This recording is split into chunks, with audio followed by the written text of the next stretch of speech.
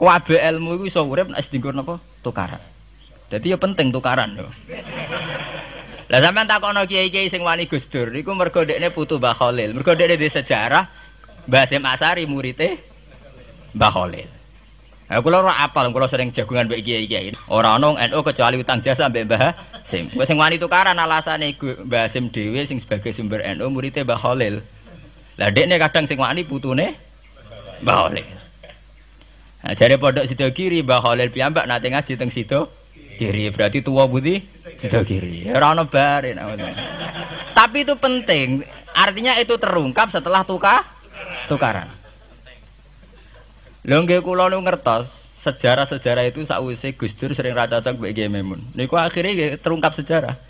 Gus Dur ngregani Mbah Mun mergo Mbah Hasyim nate ngaji Mbah Su'aib. Mbah Mun ngregani Gus Dur uga Mbah Mun muridé Mbah Karim muridé Mbah Asy'ari. Mbah Asy'ari bae Gus Dur. Tapi Mbah Hasyim nate ngaji Mbah. Tapi ngono terkungkap mergo tukaran, muga gak mboten. Dadi ya emang harus begitu. Paham gitu? Terus itu penting ya, artinya satu modal intelektual itu penting karena untuk merunut itu. Ya itu sama seperti yang dialami sekarang itu.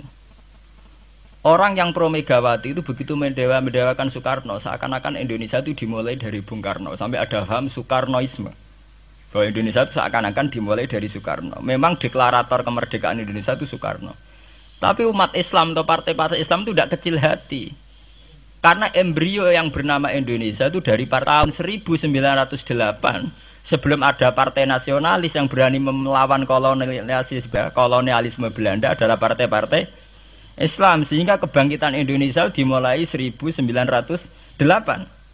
Karena saat itu yang pertama mencetus ide melawan Belanda adalah kiai-kiai Islam, yaitu saat itu bikin serikat dagang Islam, terus lama-lama menjadi serikat Islam, terus lama-lama menjadi partai Islam, dimulai dari angkatannya Hos Cokroaminoto. Jenenge Haji Umar Said sinten Cokroaminoto, terus disingkat jenenge Hos Cokroaminoto. Jadi tidak bisa Indonesia itu meninggalkan partai Islam, karena dulu pertama pendiri era kepartaian niku malah partai-partai apa? Islam yang lahir di Solo, di Jogja. Bahkan sebelum ada negara yang bernama Indonesia, itu ada negara yang bernama Demak Bintoro, ada Demak Ngayogja napa? Karto. Itu semua negeri napa? Islam. Ya paham. Sehingga secara kesejarahan kita tidak kalah sama tuanya Soekarnoisme atau partai PNI.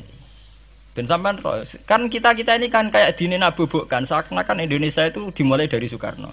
Sehingga nak wani Pak Karno itu koyok-koyok itu kita anti Indonesia. Ya kita tidak mungkin nggak menghormati Soekarno, beliau sebagai pahlawan besar kita hormati. Ya, tapi ya kebesaran Pak Karno demi bangsa Indonesia jangan kemudian direduksi, disederhanakan hanya melewati partai. Ya itu kan namanya pengkerdilan. Tentu Pak Karno bikin negara ini ya untuk semua bangsa, bukan untuk PDIP saja, bukan untuk partai-partai marhainisme saja, juga bukan untuk partai-partai yang berfaham Soekarnoisme saja. Ya sama, tapi kita juga adil, sebagai kiai juga adil.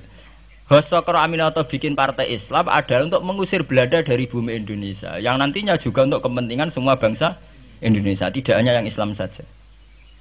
Ya kita adil, sama-sama adil. Saat nasionalisme ya tidak mengurangi keagamaan, saat keagamaan tidak mengurangi nasionalis.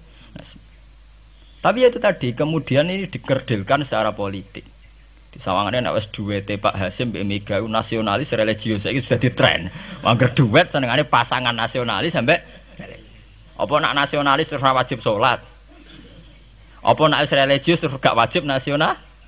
Sebetulnya itu kan apa nek wong Indonesia terus wajib salat hanya karena atas nama nasionalisme. Apa nak wis kiai terus wajib bayar pajak.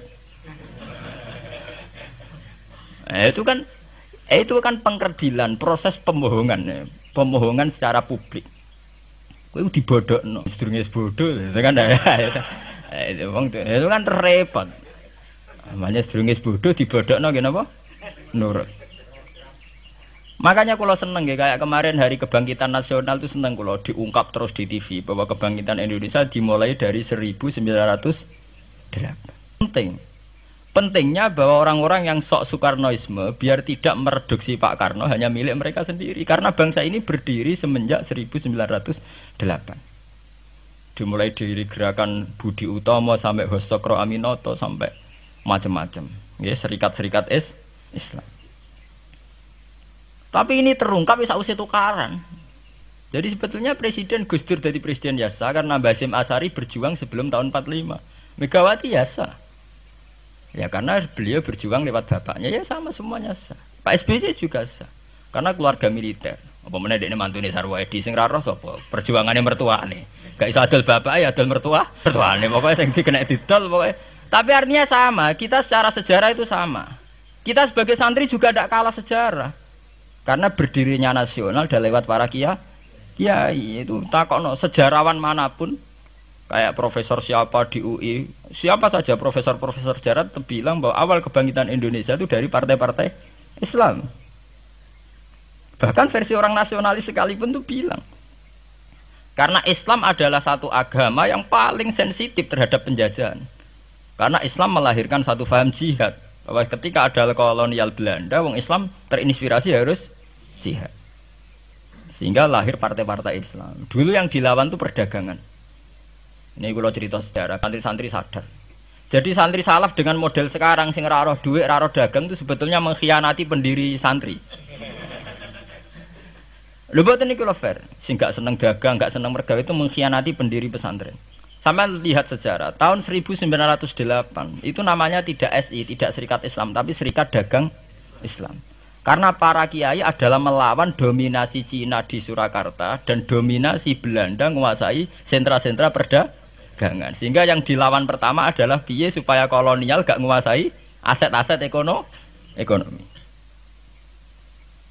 Sama takokno sejarah cek versi kiai, cek versi buku, asal gak versi klenek. Itu pertama yang dilawan para ulama adalah penguasaan aset ekonomi oleh Cina dan Belanda, sehingga mereka bikin Serikat Dagang Islam. Tapi saat ini mboten, santri paling ikhlas nak dunia wae Cina wae wong kafir. Dekne istri mau jaluk Arab-Arab salam template itu kan itu kapan ada ajaran itu napa? Kapan? Kita diundang bupati wis seneng ke bupati kelar salam template sementara sing juga bupati ini kere-kere diutaratur, dikajekno wis seneng dan sebagainya. Itu tidak benar, tradisi itu tidak benar. Pertama dalam sejarah yang kita lawan justru penguasaan aset-aset ekonomi. Sebab itu dulu berdirinya Partai Islam dimulai dari Serikat Dagang Islam. Paham ya? Nah terus kemudian ada tradisi begini ya salah kaprah. Sebab itu nggih kula balik malih teng sejarah. Lah Nabi Muhammad ketika ngalami polemik intelektual akhirnya beliau merunut sejarah lagi. Tapi bolak-balik dirunut teng ngenteni napa? Tukaran, yaitu ketika Nabi Muhammad adu argumen mbek wong Yahudi, agama mbek aku orisinil di. Jare Nabi Muhammad ya orisinil Muhammad, jare wong Yahudi ya orisinil wong Yahudi. Nah sebab itu kalau andekan sampean tuh pakar sejarah, ketika Quran ngendikan anit tabi millata Ibrahim napa Hanifa, bahwa Nabi Muhammad kon anut Nabi Ibrahim itu bukan sekedar keteladanan dan fisik ku mboten, ya adu ilmu tuwa niku. Adu tuwa. Aslinya adu ilmu tua andalane wong Yahudi Nabi Musa, andalane Nabi Muhammad Nabi Ibrahim. Padahal Nabi Musa dibanding Ibrahim angkatan putu. Mulane jare Quran ha antum haula'i hajastum fi ma lakum bihi ilmun falimatu hajuna fi ma laysa lakum ilm. Wa wa ya'lamu wa antum la ta'lamun. Maka na Ibrahimu Yahudiyya wala Nasraniyya walakin kana hanifam muslimah. Terus adu ilmu tua. Kowe duwe agama Yahudi rak pendirine Musa. Kowe di agama Nasrani pendirine rak Isa. Lah anakku Islam pendirine Ibrahim rak tuwa napa? Itu satu ilmu tua. Lah si Quran wis kakuati wa ma unzilatit Taurat wal Injilu illa mim ba'di. Lho Taurat Injil ku ana rak sakwise periode Ibrahim. Iku ngejenenge adu ilmu napa? Tua. Ya mulane saiki dhisik Basim apa dhisik Mbah Khalil, apa dhisik Mbah Sidogiri, apa dhisik lah nek adu Mbah gak barbar. Tapi ngono ku terungkape sakwise tukaran. Lho santri sarang ngerti sejarah Mbah Hasim gak ada hubungan mbek Mbah Su'aib yo jek tukaran. Riyen-riyene mboten ngerti. Cek rodok tukaran. Akhirnya ya karena Yai sering pidato bahwa Mbah Sueb apa Mbak Ahmad dengan Mbah Hasim akrab, Gus Dur juga ngakui kalau Mbah Hasim nanti ngaji Mbah Sueb itu baru tahu. Makanya rata tahu cocok tapi tidak saling hujat karena sama-sama utang nopo jasa. Ke Mbah Mun di guru Mbah Karim di guru Mbah Hasim Asari. Lah Mbah Hasim sendiri nanti ngaji Mbah Sueb. Ya begitu.